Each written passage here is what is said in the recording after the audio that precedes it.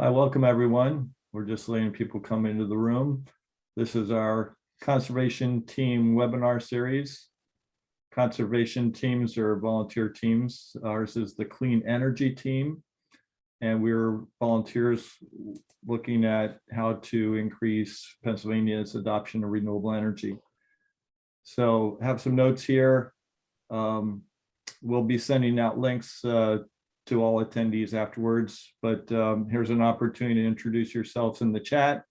Optionally, if you want to, you can rename your name with your location if you like. And then during the presentation, we ask everybody to stay muted while Scott's giving his presentation and enter your questions in the chat. At the end of his presentation, Allison, also on our clean energy team, will be reading the questions to him. If there's time at the end, we'll take live questions. And then we will be emailing the recording and the presentation links to you after they are posted. So I wanted to pass it over to Jim, who's going to talk a little bit about the clean or conservation teams. Hi, everybody. This is Jim Wiley. I am the Sierra Club Pennsylvania Chapter Conservation Co-Chair this year. Thank you for joining our session today. We had this group, the Clean Energy Conservation Team, hosted a webinar last summer on community solar. So if you go to our website, on the chapter website, you can find that recording as well. So we have 8 conservation teams covering a number of different aspects. This is clean energy. We also have dirty energy, transportation, air and water quality, public lands, zero waste, and there's another one I'm forgetting. But I hope you'll consider tuning into one of their. Some of them meet monthly, some bi-monthly, but all of them meet at least quarterly. So thank you, and thank you to Bill and Allison, who are Clean Energy team members, for helping to facilitate today. Today we're going to welcome Scott Baker, who's a senior business solutions analyst at PJM. He evaluates emerging technology and policy issues in the electric power sector. He administers technology demonstration projects with PJM members, research institutions, and the industry at large for the purpose of developing innovative solutions to emerging problems. Recently, this work has focused on PJM market evolution initiatives related to distributed energy resources, renewables, and energy storage technologies, participating in the PJM capacity, energy, and ancillary services markets. So welcome, Scott. Please take it away.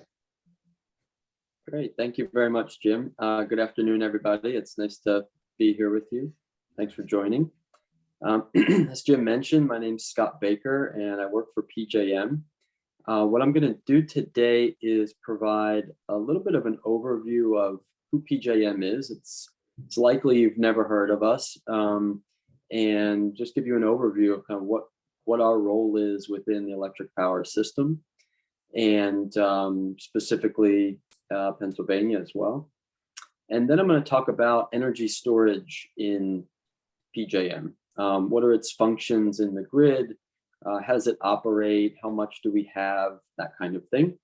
And then we will talk a little bit about what the evolving opportunity for energy storage in the electric power system is. You hear a lot about energy storage today, particularly battery energy storage. And so we'll talk a little bit about what the future opportunities look like for this technology. So if you can go to the next slide, please.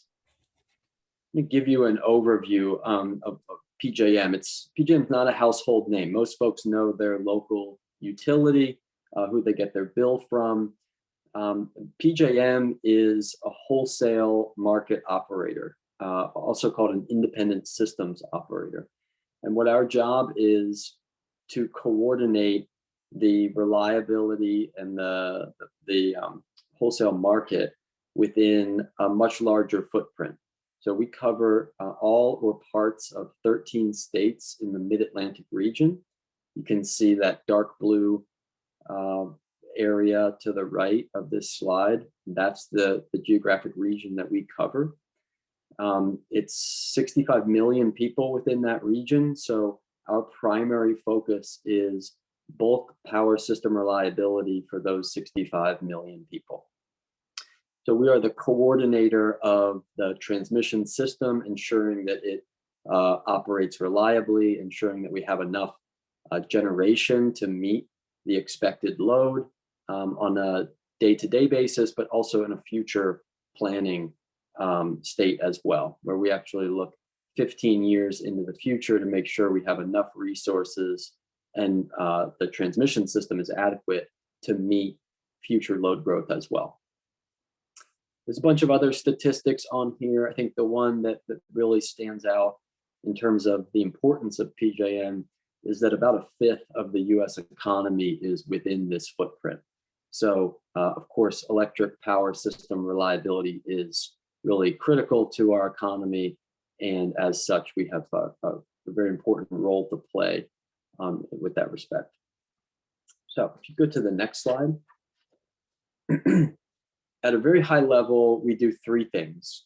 Job number one is keeping the lights on. So reliability is really absolutely critical. We have two control centers that operate simultaneously to ensure that we are operating the system reliably on a minute-to-minute basis.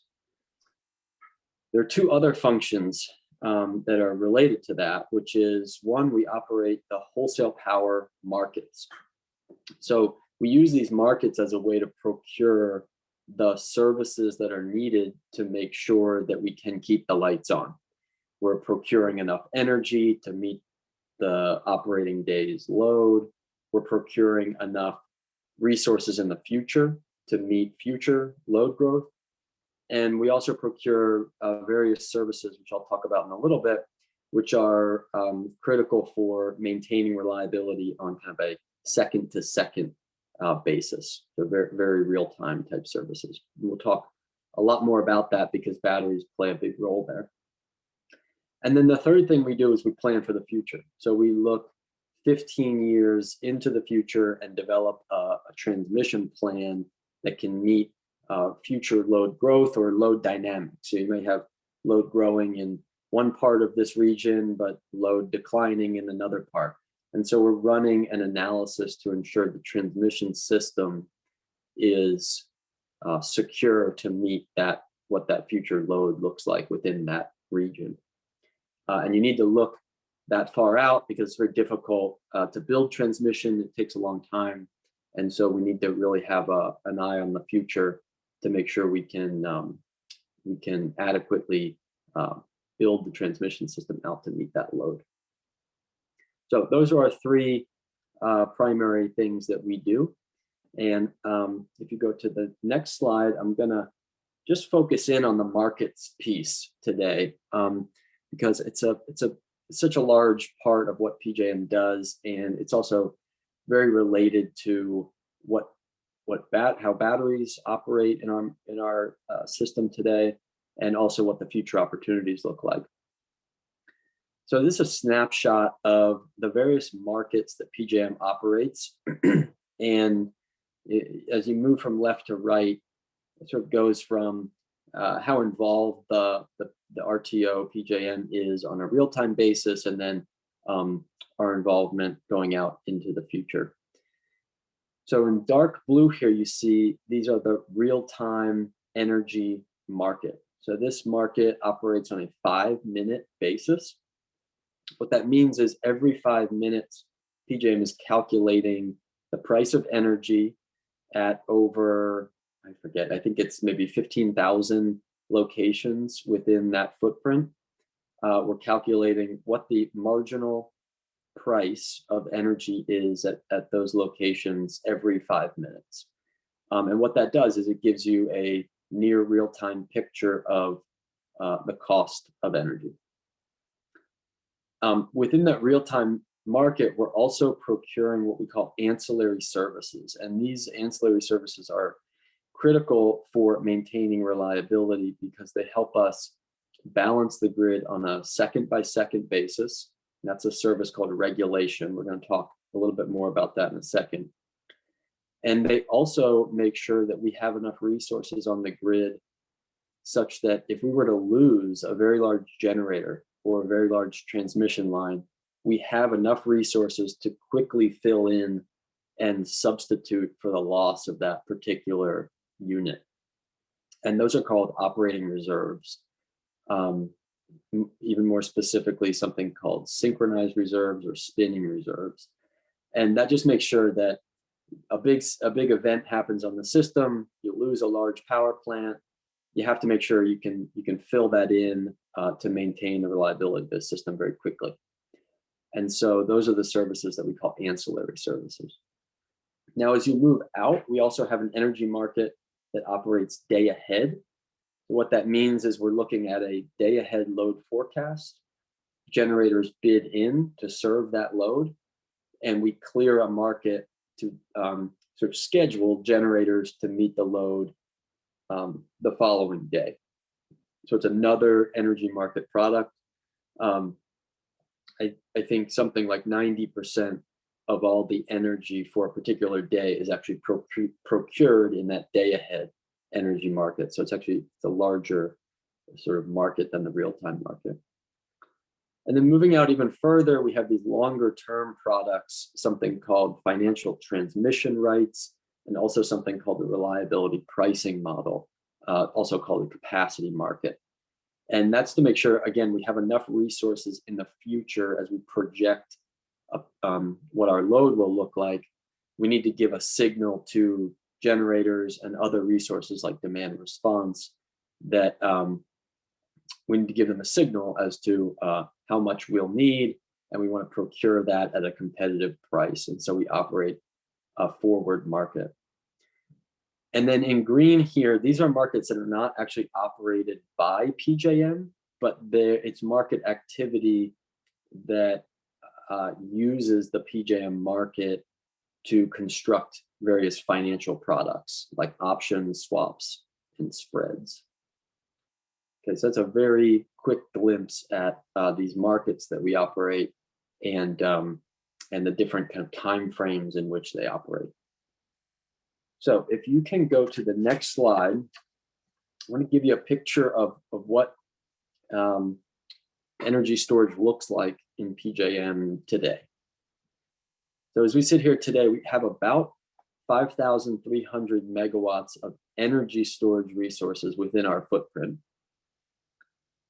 Of that, about 96% is pumped hydro storage. In the US, we built a lot of pumped hydro storage in kind of the 70s and 80s. It was largely seen as a way to provide storage overnight as we were building out the nuclear fleet as well. And so a nuclear generator turns on and it doesn't have a lot of flexibility, really. It has almost none as to when it runs. It basically operates 24/7 at a constant output. And so as we were building the nuclear fleet, it was important to also build some storage, some load basically at night that could help absorb that energy when it wasn't needed and then release it back to the grid on peak. In fact, the largest pumped storage facility in the world, I think that's still true, is in PJM. We have a 3,000 megawatt pump storage facility called Bath County. It's on the border of Virginia and West Virginia. And I think last time I looked, it was the largest pump storage facility in the world. Again, a lot of our storage is pumped hydro. But you see that sliver there in green, the 4%. This is new storage technology like batteries. In the case of Pennsylvania, we actually have a flywheel that operates in PJM in Pennsylvania. And this is like an emerging form of energy storage. It's still very small, relatively speaking, but growing. And we'll talk about that growth in just a minute. So we have about 300 megawatts of battery storage technology, and it's really spread out across the system. Some of it is connected, what you would call utility scale, directly to the transmission system. Some of it is smaller, but still what I would consider to be utility scale, maybe 10 or 20 megawatts, and connected directly to the distribution system. And still some is even smaller than that, sort of 1 to 2 megawatts or potentially even smaller, and connected behind a customer's meter, typically a larger customer like a commercial customer.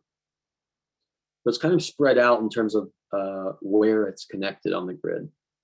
And really that's actually one of the flexibilities of battery storage technology is it can come in many forms compared to pumped hydro, which is really going to be quite a significant resource in terms of its size, capital investment. They're very, very big and difficult to build, which is one of the reasons why we haven't seen any new pumped storage facilities built in PJM for decades. And even across the United States, few and far between do we see new pumped storage facilities. So let's talk a little bit more about batteries and what their role is. As I mentioned, we have about 300 megawatts operating today. If you go to the next slide, they give you a sense of what they do. What's their contribution to the power system? They primarily operate in this market that we run called regulation. It's one of the ancillary services that I mentioned earlier. And regulation is a critical market service that we procure to balance the grid on a second-by-second basis. So you may have seen load curves of the electric power system that look kind of very smooth. It kind of ramps up in the morning, comes to a peak in the afternoon, and then drops off at night. That's what it looks like at a distance. If you zoom in on a second-by-second basis, it's actually quite jagged. People are turning things on and off at random. And so the actual load curve is really quite jagged, and we need to balance that for reliability purposes. And so we use this regulation service to do that. And what it requires is PJM sending a dispatch signal to generators to ramp up or down on a second-by-second basis. And traditionally, traditional generators, steam generators, coal plants, natural gas-fired facilities, they follow this regulation signal that we send, but typically they follow it with reasonably good accuracy. And that's what you're looking at on the right-hand side of this slide. We're sending this signal, which is in blue. The unit is responding to that signal as best as it can, but it's sort of a little bit delayed. Sometimes it undershoots, sometimes it overshoots. And that's just the nature of a large steam generator that's got, kind of a lot of mechanical processes going on within it. But battery storage is a different story. If you look on the left-hand side, you can see that with a few minor exceptions, batteries follow this control signal very, very closely. In fact, it's difficult to see our control signal on that slide because it's basically underneath the green line, which is the battery's response. So they're very good at providing this service, and that's where we've seen a lot of growth in battery storage, is providing this service. It also tends to be quite a high value service, and so it's a very nice fit for battery technology. You go to the next slide. Just give you a sense of what these things look like. If you were to go out and see one, generally speaking, they look like this. This is a 32 megawatt, 31.5 megawatt battery storage facility in West Virginia. Happens to be located at the same interconnection point of a wind farm, although they don't necessarily operate together. And they tend to be modular. So in this case, you see these green shipping containers. They're full of batteries. There's an inverter system. in each of those containers, there is a heating and cooling system in each of those containers to try to maintain a steady temperature for the battery cells. And then the darker green boxes you see there are individual transformers for each of these facilities. And so again, they're quite modular. You could continue to add containers if you had the property and the interconnection rights and so forth. You can kind of swap the batteries out as they get old and start to deteriorate or reach the end of their useful life, sort of bring in new battery trays. And if you were to walk inside one of these containers, it kind of looks like a data center, is how I would describe it. The batteries are on racks that you can kind of physically remove and put back in. And so just wanted to give you a picture of what these utility scale batteries actually look like. The design for these things is changing over time. More recently, I've seen battery installations that look a bit more like a big box store or more like a data center itself. So it's actually in a building. And these racks are sort of out in the open. They're not containerized, but you can walk amongst them like you would walk amongst servers in a data center. Thanks, Bill. If you go to the next slide, I want to talk a little bit, next couple of slides are just about the emerging opportunities for battery storage and other forms of energy storage for that matter. I mentioned we have about 300 megawatts operating today, but we see tremendous growth in storage across the footprint, Pennsylvania, as well as other parts of PJM. And one of the indications that we can get from the market as to what resource types are growing and potentially interconnecting to the grid is through our interconnection queue. So when a generator wants to participate in PJM's markets, it needs to interconnect to the system. And in order to do that, it comes through what we call an interconnection queue. This is basically a process by which they submit an application to interconnect.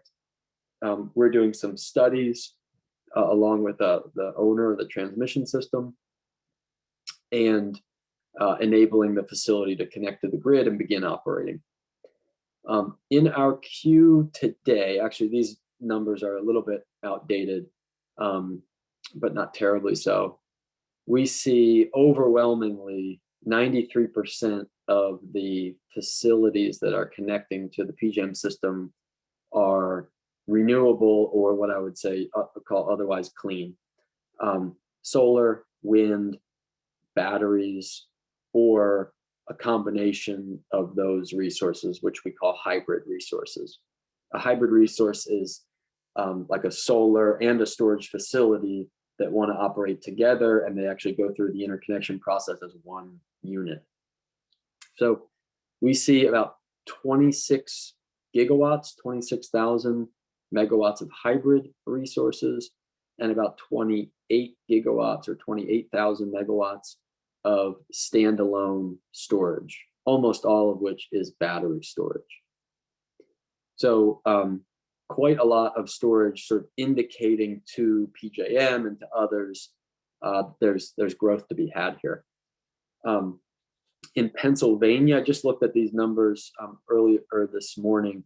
In Pennsylvania, there are 4,000 megawatts of storage, standalone energy storage in the interconnection queue, awaiting study to be interconnected. The largest of which is 400 megawatts, the smallest of which is 10 megawatts.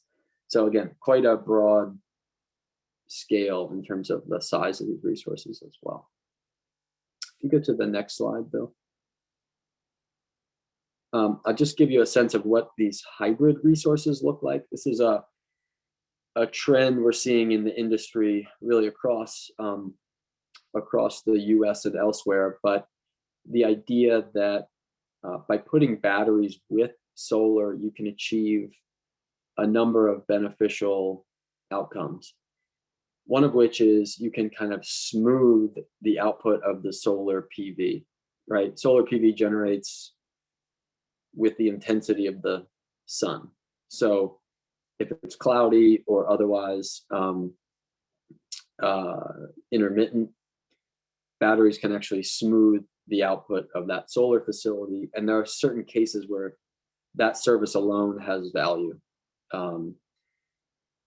There's another function, which is the battery storage facility can actually absorb energy at what we call the solar peak, which tends to be right about noon in most places.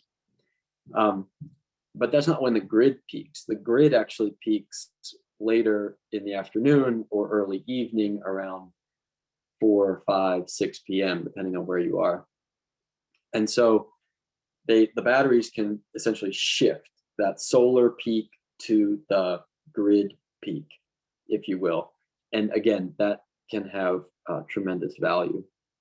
So this idea of combining the two resources together is where I think we'll see a lot of battery energy storage connecting to the grid. And if you go to what is my last slide, I wanted to reference a study that some folks might be interested to take a look at. I provided a hyperlink there on the slide, which I think you'll receive after the webinar. But we're conducting what we call a living study, which is basically, what is this grid of the future going to look like? This decarbonized, clean grid of the future. What does it look like, and what are the opportunities and challenges that we're going to have to work through in order to operate a system that is much more heavily dependent on renewable resources, onshore wind, offshore wind, solar, and other clean resource types. And there's a lot in this study. If you're interested, I highly recommend you take a look at it. But one of the things that sort of came out of this study is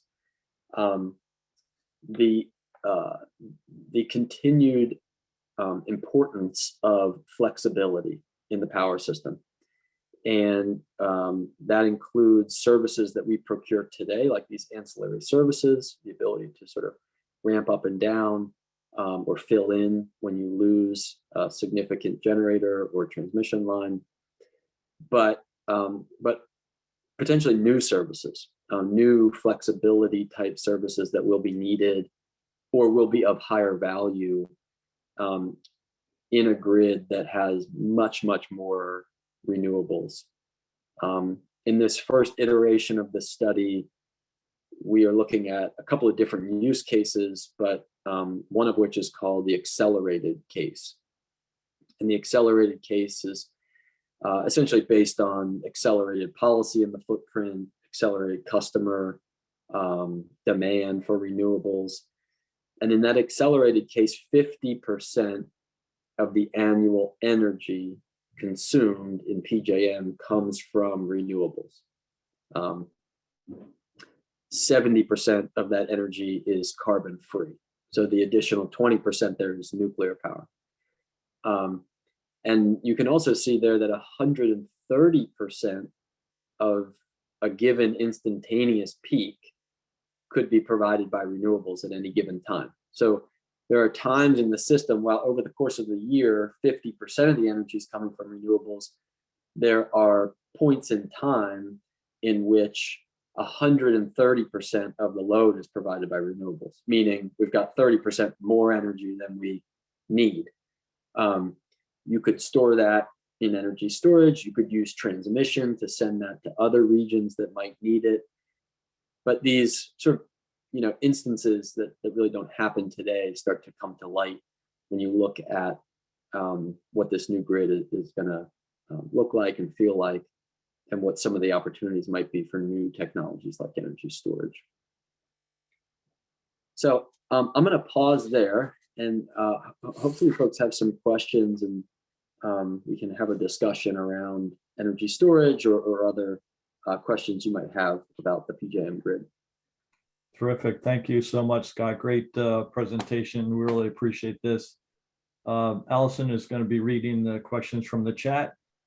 prefer that we continue with the questions in the chat until they're exhausted, and then at that time, then we'll take some live questions. But for now, let's work through the chat list. Okay, I'll just read them from the order that I received them. This is a side issue, but I am curious about the news of a PA company that separates lithium and other minerals from fracked wastewater. Is it a good or bad thing? Geez, I have no idea.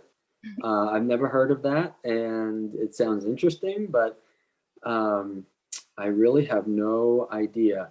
My initial gut reaction is that I can't imagine there's really enough lithium in, I think, wastewater is what you said? Yes. To kind of meet the demand for lithium, which is absolutely significant. You know, lithium has sort of become the new oil, if you will, with the electrification of vehicles. So I just can't imagine there's enough lithium there to meet that demand. But if it can add some residual supply to the lithium supply chain, that's an interesting idea. Okay, thank you. How are minute-to-minute and predicted energy prices calculated? Very good question. Very complicated topic, but I'll give you the Cliff Notes version of it. As I mentioned, in PJM, we operate a real-time energy market. And so we calculate the price of electricity, price of energy, every 5 minutes at, I think it's 15,000 locations across the PJM system. We call them nodes.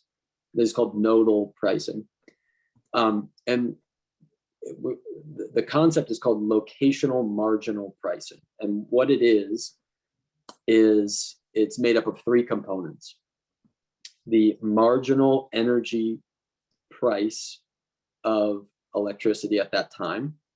And what that means is how much would PJM need to pay for the next megawatt to meet load. And whatever that cost is, that's the marginal price of energy. So whatever that next megawatt we would need would be, that's the marginal price of energy. That tends to make up about 70% of the cost of energy. And then you add to that something called congestion. And congestion is if a transmission line is congested between point A and point B, there might be lower cost generator at point A that we would theoretically rather use because it's lower cost, but we can't get the energy across that transmission line because it's reached its maximum rating. So we have to turn on a more expensive generator at point B in order to serve the load at point B. The cost difference between that generator and this generator is called congestion. So it's another component to LMP. And then the third component is losses on the transmission system. So locational marginal pricing is what this system is called. That's the Cliff Notes version, but it's made up of 3 different components. What is the comparison cost across the generation sources of coal, natural gas, nuclear, solar, wind? And as a follow-up, when is it predicted that solar and wind sources will be less costly than natural gas, assuming natural gas is already the least costly between the 2? Yeah, very good question. I should have looked at some data on this before the webinar. So I'm going to go from memory here, but don't quote me on this. I think in PJM, we're generally speaking about a third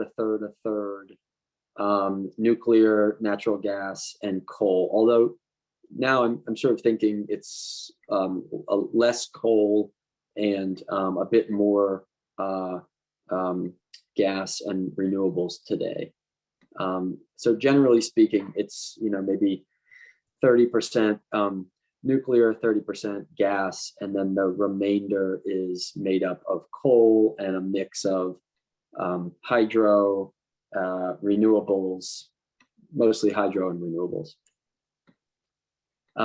What's the second part to that question, Allison? When would solar and wind be less costly than natural gas? Yeah, that's a very good question.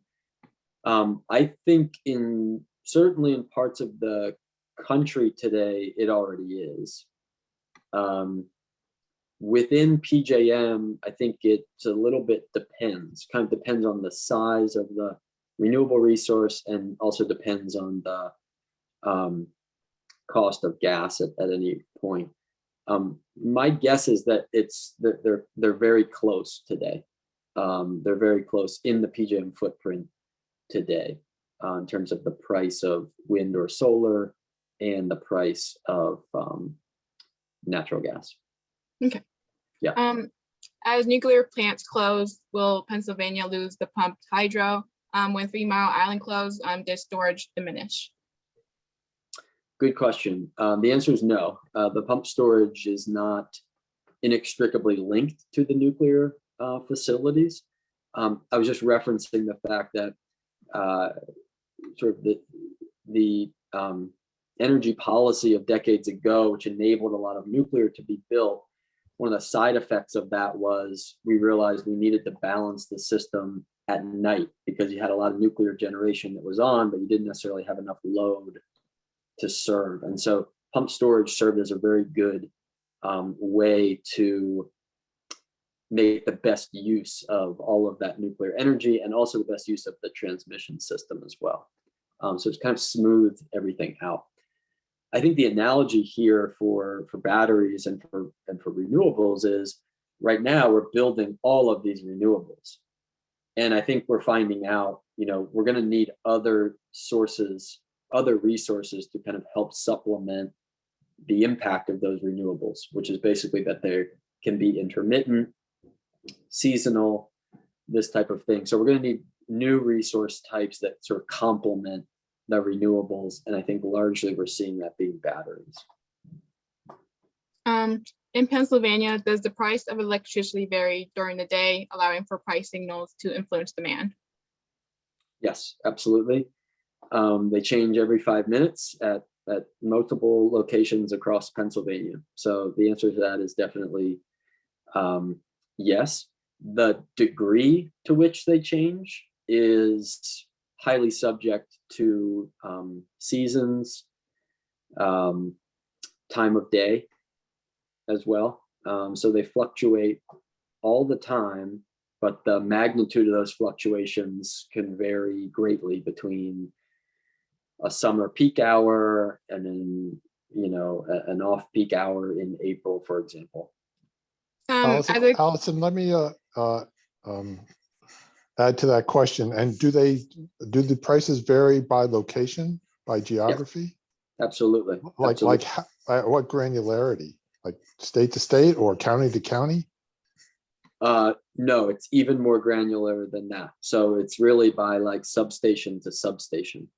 So I mentioned in PJM we've got about 15,000 pricing nodes on the system. So in Pennsylvania there may be, I don't know, 1,000 or more pricing nodes, and so it's really quite granular, the energy prices that PJM is calculating. Now, ultimately, they get smoothed out. That granular pricing tends to get smoothed out by the time it reaches the customer. So you and I aren't paying these 5-minute prices, for example, but that is the price of electricity at the wholesale level. Yeah. Okay. As a specific question for the market, when do you think someone would be able to charge up their car using cheap electricity and then sell the power back to grid at a profit? Yeah, that's a great question. I drive a plug-in vehicle, so I'd also like to know the answer to that question. But this is the primary difference between the wholesale market, which PJM operates, and the retail market, which you and I buy our electricity from. And that retail market, the price doesn't really fluctuate, if at all. I mean, usually it's kind of a fixed rate throughout the year. In some cases, some utilities have rates that fluctuate either by the season. Occasionally, you see utility rates that fluctuate by time of day, but it's very few and far between that you see rates like that. So the answer to the question is, it's not that likely that you'll be charging your car at night at a lower cost and then potentially selling. I think the question was selling it back during the day for a profit. But you know, it's certainly feasible. In fact, there's a utility in PJM, ComEd, they're the Chicago utility, and they do have a real-time price. You, as a customer, you can actually be on I think it is a 5-minute pricing structure. So if you are in that utility and you had an electric vehicle and you looked at that rate and you said, yeah, I'd like to do that, it could potentially be advantageous. I think we'll see more and more of this as utility systems are able to incorporate more real-time type data for pricing, and more customers are demanding that the price of energy that they're using to fill their vehicles be more dynamic, because we know how dynamic prices can be at the pump. I think consumers, once we start driving electric vehicles, will start to understand our energy a bit more. Most utilities, most people pay the utility bill, never think about it. Well, you know, if that utility bill is now thousands of dollars more per year because you drive an electric vehicle, I think folks will care more about it and want to understand it a bit better. You just note that PICO just recently added a time of use rate, and the super off-peak period, which is midnight to 6 a.m., I believe is less than 3 cents kilowatt hour. That's great. That's great. And that's exactly kind of the thing I think we'll be moving more towards across the country. And then folks need to remember to set their electric vehicle to charge for that time as well. What is the forecast for total storage that will be needed for the grid to be made of 100% clean renewable sources by 2035? Is PJM able to meet this by 2035? Yeah, that's a very good question, a very difficult answer. Well, I don't think we have that answer. I don't think anybody has that answer, to be frank. The reason I say that is because it depends on what kind of study you look at. There's a number of folks globally trying to answer that question. And I think there's different ways of looking at it. You can look at it as we'll need X amount of energy storage capability. There's another way of looking at it, which is what is the actual service that you need, right? And do you care whether that comes from batteries or conventional generators or any other type of resource, load flexibility, for example. So I think we tend to look at that problem more as what are the services we're going to need to operate the grid reliably. We try to price those services accurately and let the market fill in what technology provides it. I think that's generally our perspective on the problem. But others, you know, it's easy to just say, if you had 2,000 megawatts of batteries, you know, you could operate your grid at 100% renewables. So you'll see some studies that really plug in a storage value, but it's a complicated question and a difficult thing to answer. What is PJM doing to accelerate its processing of all the solar applications in the queue? Good question. I had mentioned in one of my slides that there were 193 gigawatts, that's 193,000 megawatts currently in the PJM interconnection queue. That is more generation than we have on the system today. So it would be an effective doubling of the amount of generation that's in PJM today, which took, you know, a century or, you know, at least a handful of decades to build. So it's a tremendous amount of generation. So much so that in fact, we've had to recently revise the process for how we go about studying these projects and interconnecting them. We just recently completed a stakeholder process that that sort of came up with a new process, because really the amount of renewables and storage was overwhelming the queue and required kind of rethinking of how those projects are processed. And that includes solar. So I think the specific question is when are the solar projects that are trying to interconnect, when will they be interconnected? And I think it really depends on whether they are already in the queue or whether they're prospective solar projects that are that would still need to enter that queue. So it's hard to say exactly kind of when they would be interconnected. Okay. A bit related, what can we as citizens do to demand the accelerated scenario? That's a great question. I guess one thing that could be done is buy renewable energy. So that's one avenue. There's another avenue in which there's activism or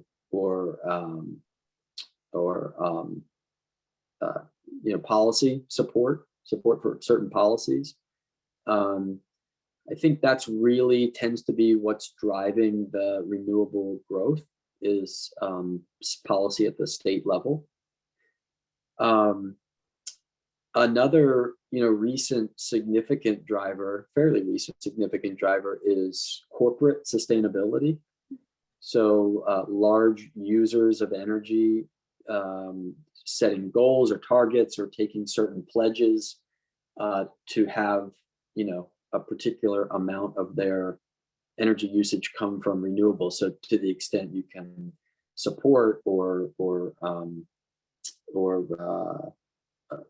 otherwise pressure is not the word I want to use, but it's coming to mind. Those large corporates, they have a significant impact on how many renewables ultimately get built. Why is PJM pausing for 2 years the approval process for new solar arrays when we need to transition as fast as possible? Yeah, very good question. The reason is what I just mentioned previously, that we had so much generation in our queue that it was becoming problematic to process those projects in the normal fashion in which we had processed projects for many years prior to that. So the reason for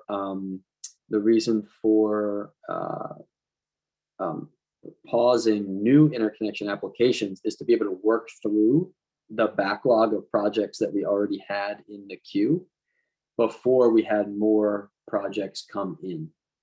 So that's the reason for it. It has nothing to do with PJM sort of not wanting to interconnect new projects or any particular technology. It's really about ensuring we can process the huge amount of projects that are already in the queue.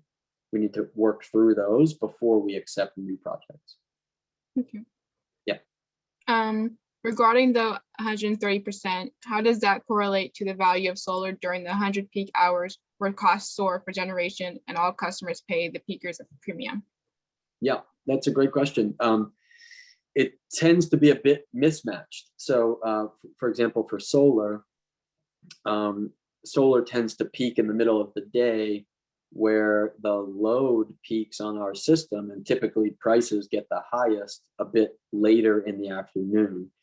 And so again, there's a mismatch. And you see this in places that have very high solar generation on their grid. California comes to mind, Hawaii comes to mind, and elsewhere, Texas now comes to mind, where in the middle of the day, noon, 1 p.m., prices can actually go negative because there's just too much generation on the system. The reason prices go negative is it's sending a signal that there's too much generation on the system, and basically consuming more would be beneficial to the grid. So one way to alleviate that problem is to add something like battery storage to a solar facility such that they can shift their output towards later in the day when you have those higher loads and typically higher prices, And ultimately, not only does that help the grid, it should help lower prices during that peak period as well, because you're shifting a lower cost energy resource like solar that would have otherwise been served by potentially a higher cost thermal generator. This is a bit of a big question. Assuming that PJM doesn't develop the utility scaled energy storage projects and that the wholesale power generators would initiate these types of projects, how would PJM promote these renewable sources over fossil fuel generators? Good question. We don't promote a particular technology. So we're not in charge of building any particular fuel type. We do not indicate a need for more of one fuel type over another. Ultimately, that's the job of policymakers and private entities that build infrastructure like generators. So we do not have any input on that. We are a totally technology neutral, independent operator. Our role is simply to interconnect them, ensure that the grid operates reliably, and run this market in which these generators can sell their output to. Allison, let me jump in for a second. Back on the backlog issue, Scott, could PJM benefit from any of the infrastructure bill money to increase the capacity of your evaluation team? Oh, of the team. I didn't think you were going to go there, Jim. I thought you were going to say something about the transmission network, actually, which I was going to say yes. I don't know. I'm unsure of the dollars that are in that bill and whether or not they can be put towards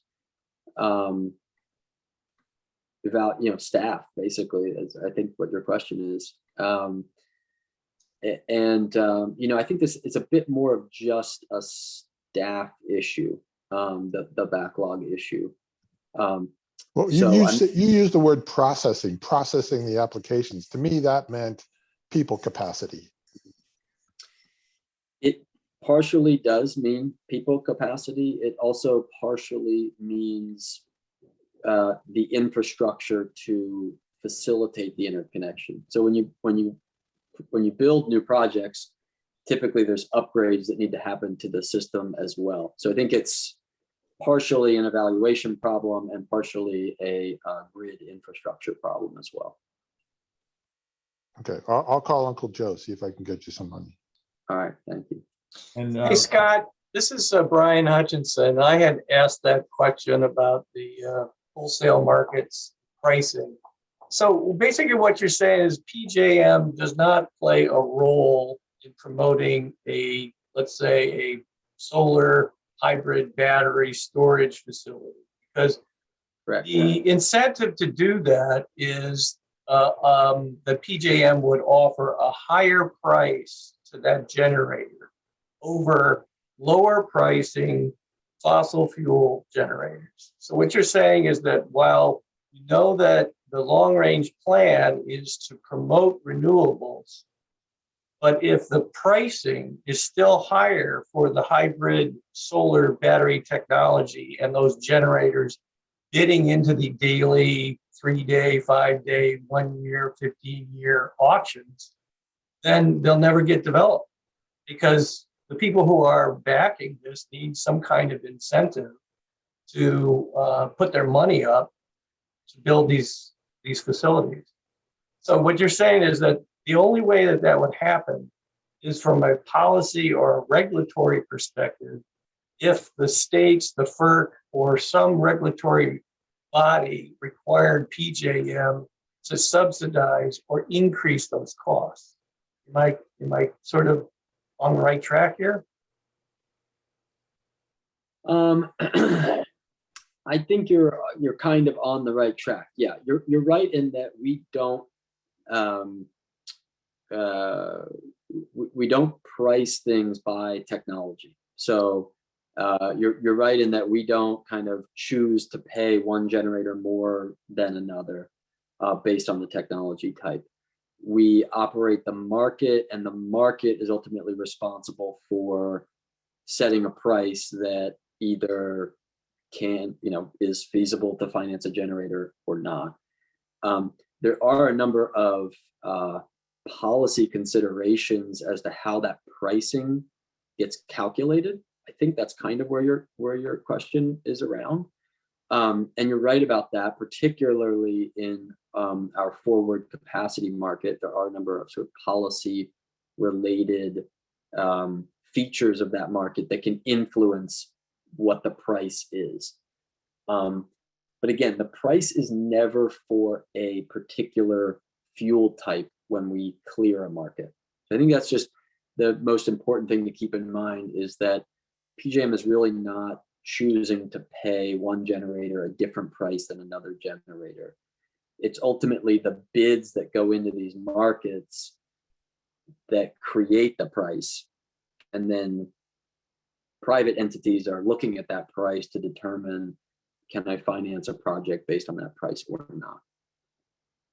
Allison, I think we're at the point where we'll want to do some closing comments. If Scott's willing to stay on after 1, we can continue for a few minutes, but let me share the last closing slide for us. So these are just some notes for getting in touch with the PA Clean Energy team if you'd like to help us promote clean renewable energy in Pennsylvania. We'd be happy to have your volunteer hands to help us. We will be sending out the recording of today's event to all registrants, and it'll also be posted on the Energy Ed webpage. Also on our clean energy team, you'll see that there was a webinar from last summer on community solar. That's another legislative bill that we're hoping for Pennsylvania to open up the use of solar. Also wanted to let you know, in 2 weeks at this time, we'll have another webinar on community choice aggregation for Pennsylvania. And also the link for the energy recordings are there. So wanted to thank everyone for their attendance if you have to run for a 1 o'clock meeting. But if Scott, you're willing to stay on for a few minutes, we can continue with some of the questions. If there's still a queue after you have to leave, we can send them to you if you're willing to maybe comment on a few of them. Yeah, that would be fine. I have 15 minutes to stay on.